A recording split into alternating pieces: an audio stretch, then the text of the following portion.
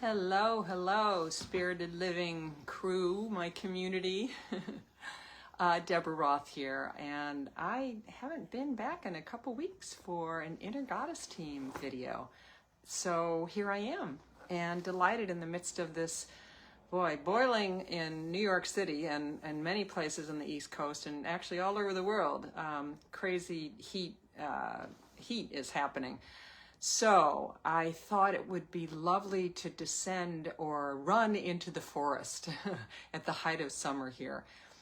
And I often, sometimes I'll equate the goddesses. I'll find goddesses that have to do with a particular season. Sometimes it's a festival. This time it's just because this is one that I hadn't heard of. She's kind of a lesser known Celtic goddess.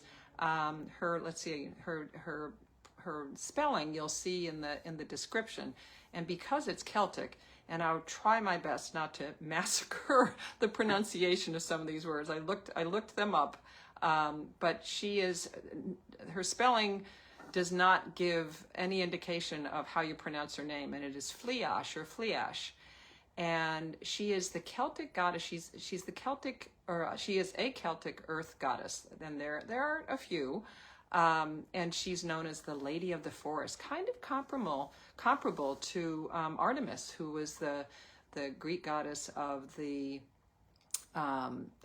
woodlands, and Flidais, like Artemis, was really the protector of all flora and fauna in the forest. But she goes even farther than that. So while she's considered a woodland goddess, she is also equally connected to domesticated animals. So it's kind of this balance of, and a real metaphor, a real analogy for us to look at how we balance our own wild and domestic natures, our human natures, our calmness and the wild sides of ourselves, which I think is beautiful. And it's represented in the two particular animals that were considered her sacred animals, which are deer and cattle. And it was said that she milked both of them and that they both were part of her herds. Now it's interesting, any of the images I found of her only showed her connection to deers. Here's one of them showing her in her woodland goddess mode.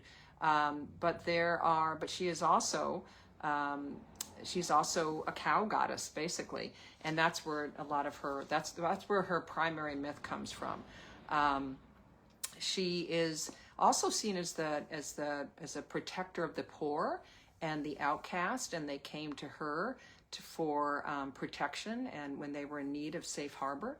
She's, again, because of her connection to the forest, they were also sacred to her. And she protected them as she did the animals of the forest. Let's see. Interesting. So she had many children. She was married actually to a mortal. She was actually from the seed, I believe that's how you say it, the fairy land. She was from the Shining Ones, and she married a mortal man and had children with him, but then also he was a friend of let me find her, Queen Maeve and her husband.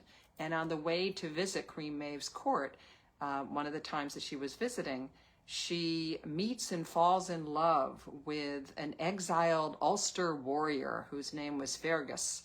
And he had powerful sexual appetites. It said that it took 7 women to satisfy his sexual appetite, and she was able to do that.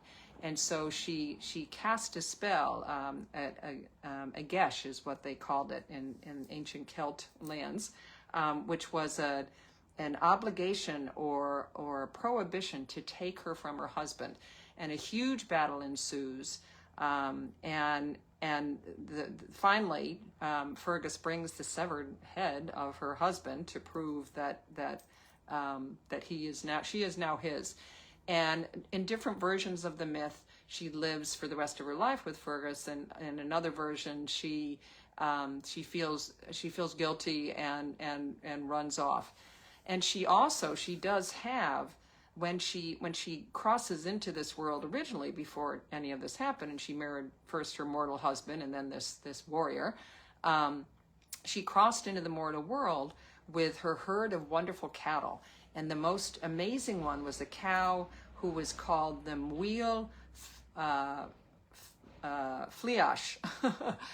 and this Maol, or Moil is another way to pronounce it apparently, she is the hornless cow of Flidais, and was totally dedicated to her. And it was said that she could feed 300 men and their families in just a single night of milking.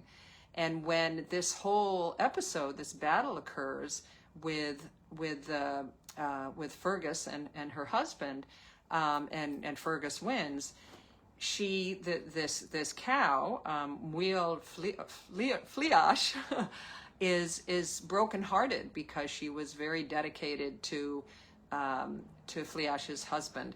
And she is reminded, however, that she is even more dedicated to her beloved Flidais. And so she becomes, and there's a prize in that, is that she then becomes the consort of the fantastic white-horned bull. So as much as all of this to show that kind of the cattle side, the cow side of Flidais's sacred animals, the cow, and then her woodland wild side with the deer, which is where she's mostly pictured. What else do I want to tell you about her? So the biggest place that they have found her story is this cattle raid of Cooley, is an old Celtic. I'm not even going to try to pronounce the Celtic name for this particular myth, where her magical herd supplied, an entire army for 7 days.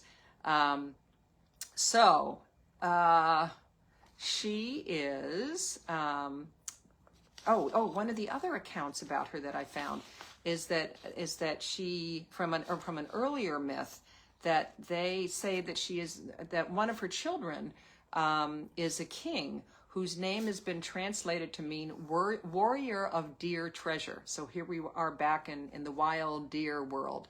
And that during his reign, cows and deers were herded together and were milked together, which basically helped to bring success to her sons, to this king's reign. It made his reign possible. So all of that to say, you can call on Flidais when you feel out of balance, because she does represent the cycles of growth and rebirth, and of course, that balance between our domestic, our grounded, tame sides and our wild sides, and reminding us that they both exist within us. So she represents freedom because of her own fertility. She is also someone to call on for fertility blessings, and because she's able, with her sacred cow, with Maol Flidais, she is able to feed and to milk her sacred cow. She is also, you can call on her for sustenance, literally, and of course, natural power, your own tame power, as well as your wild power. And I love this, and I always put the references. I try to do more than two, because it's even for ones that aren't as well known as she is.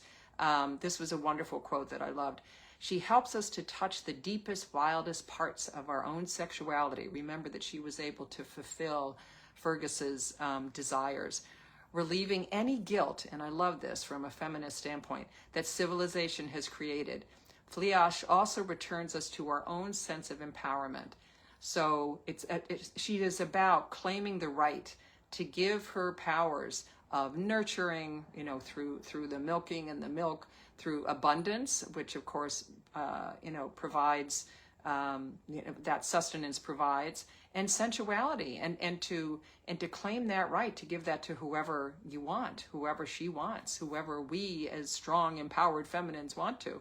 It's also said, one final thing, that she is a shapeshifter, that she sometimes can take the shape of a cow or of a deer. And so it's reminding us that we can change how we present ourselves to the world, still keeping our, our true essence, but that we can sometimes come across as the tame cow and other times as the wild deer. So I love all those metaphors in there, which is one of the things that I always love about doing these videos. So I will leave you with a lovely little invocation that I came up with, full disclosure, with a little help from ChatGPT, because that chat has gotten to know me very well.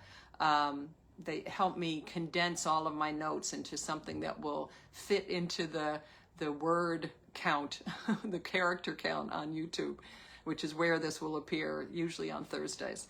So just kind of sit back, open your arms maybe in a very empowered way, and take in this invocation so that you can call the power of Flidais into your life.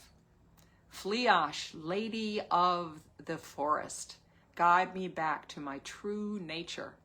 May I walk in balance, receiving life's abundance, and trust the wild wisdom within. May it be so. Trust, oh, that's such a huge thing. Trusting our own inner wisdom, wild and tame, acknowledging that this divinely feminine power that we all, powers, really, qualities that we all hold. And when this appears on YouTube, I often forget to say this, there's a little eye that you can click on to watch a video about why I am so passionate and dedicated to really educating myself first and foremost, but also spreading what I'm learning about the divine feminine and how these archetypes, how these goddesses live in all of us, no matter your gender, and that we can call on those qualities whenever we want to be empowered that way. So thank you so much for joining. Hello, Lorraine. Lovely to see you, and look forward to our next rendezvous. Bye for now.